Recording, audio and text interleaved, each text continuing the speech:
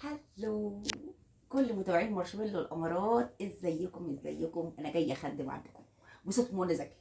وحشتوني. انا حبيبه، اللي ما يعرفنيش انا حبيبه، ودي قناه مارشميلو هاند ميد.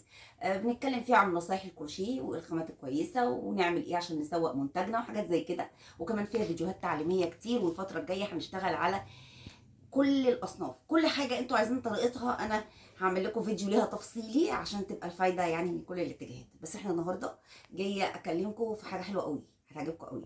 ايه الفرق بين التسويق والاعلان؟ الماركتينج عموما ليه؟ ده حفله، مش مجرد اعلان. الاعلان دي اخر حاجه فيه، او الترويج اللي هو بيقول لك ترويج منتج، دي اخر حاجه فيه. احكي لكم قصه كده قريتها في كتاب تسويق، بس والله مش فاكره اسمه، بس هقولها لكم يعني.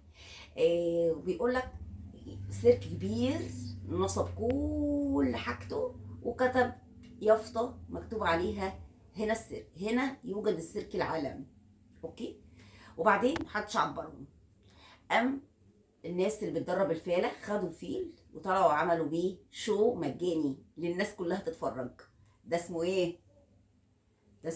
دعايه مجانيه. بدأوا بقى الناس تتفرج وتشوف وتنبسط وكلام زي ده. قام جه الفيل دخل على الجنينه بتاعت المحافظ كسرها.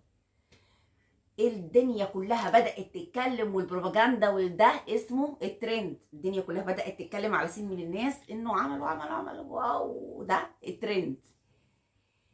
قام جه بعد كده، بعد ما بقى ترند، قاموا عملوا ايه؟ قاموا جابوا واحد وقفوه قدام السيرك.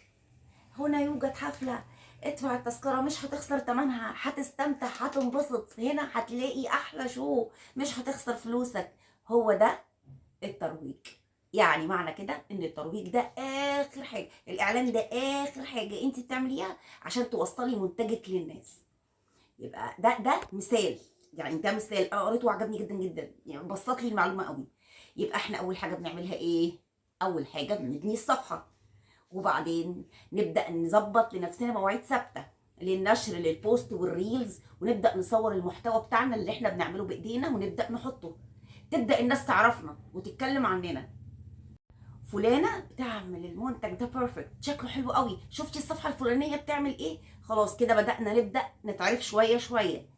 اخر حاجه بعد ما يكون ليكي بقى كده سيرتيفيكيت محترمه مع الناس، تبداي تحطي فلوس وتعملي دعايه ماركتنج. هنا يوجد هذا المنتج، اللي عايز يشتري يدوس على الزرار ده. بس كده. هو ده الماركتنج بمنتهى البساطه.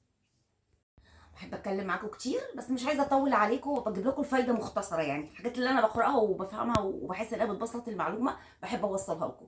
وعايزه اقول لكم اني بحبكم كلكم، بحب كل المتابعين بتوعي، واللي مش متابعني يتابعني يعمل لي فولو.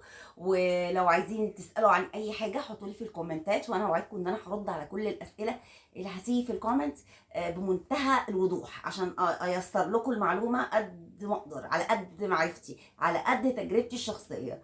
اوكي، باي باي.